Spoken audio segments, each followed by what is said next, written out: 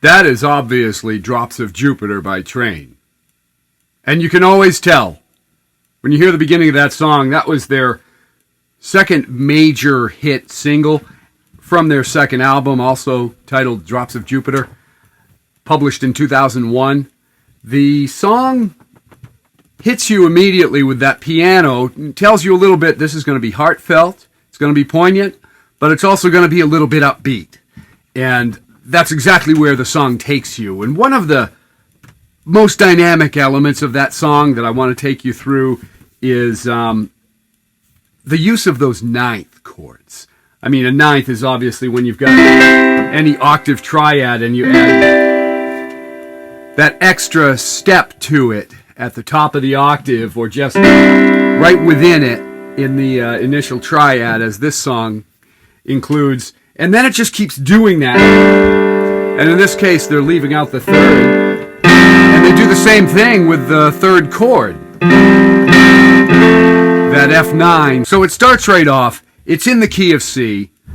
And you start with that, where it borrows from the F, and then takes you down to the G chord, and then takes you down to that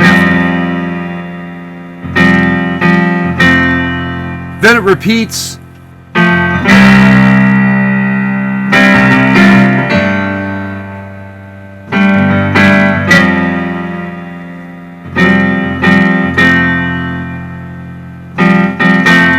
And then the verses begin. And obviously the first verse and the second verse, they have a unique structure to them. The verses in that song don't have 2 lines. They don't have 4 lines. They have 3.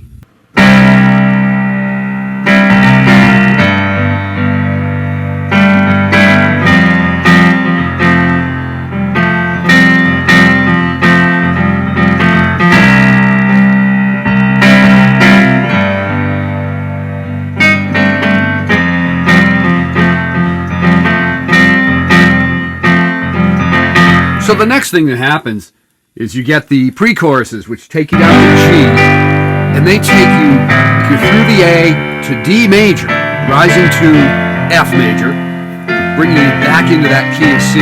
There's that C9 again. Back to G, you're in the world of G, A minor again, D major, finally to D minor. And then it brings you back to F and stops there, because the whole cycle is going to begin yet again, except this time now with much fuller emphasis on the drums and the bass and the guitar. You've got those wonderful string lines and the arpeggios.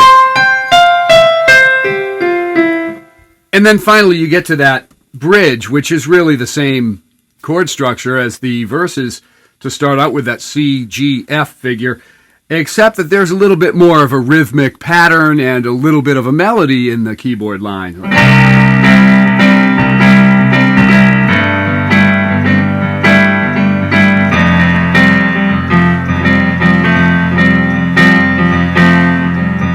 And that's telling you, hey, this is going to be a little bit different. We're going to sing these lines a little bit differently, and that's famous. Everyone's favorite line in this song is probably the one about the deep fried chicken.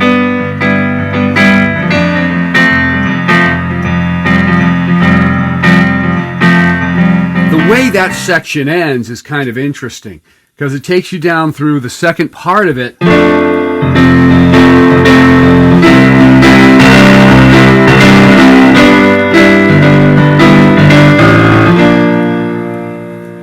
To that B flat, all those string arpeggios,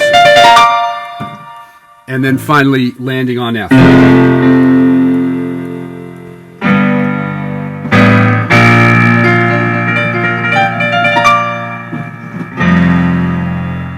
This song is now coming to an end. We're going to wrap this thing up. We're going to bring this home.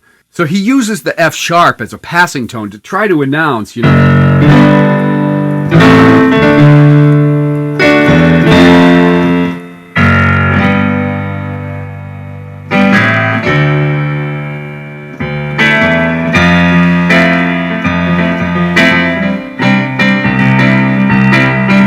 repeats 3 lines from the chorus and ends again the same way the bridge does, with that B flat.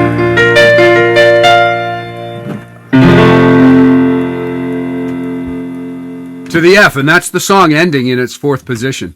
Hopefully this gives you some insight on how to play that song. It's really easy. Without those ninths, it just wouldn't sound right. It wouldn't sound the same.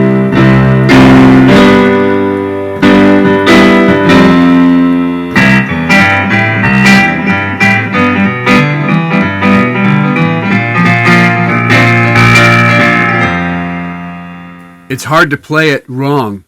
The song is that easy. So that's Train, Drops of Jupiter. Give it a try. Bring it to your local tavern. And let me know how it goes in the comments. Please like and subscribe. And I'll see you next time. Thanks a lot.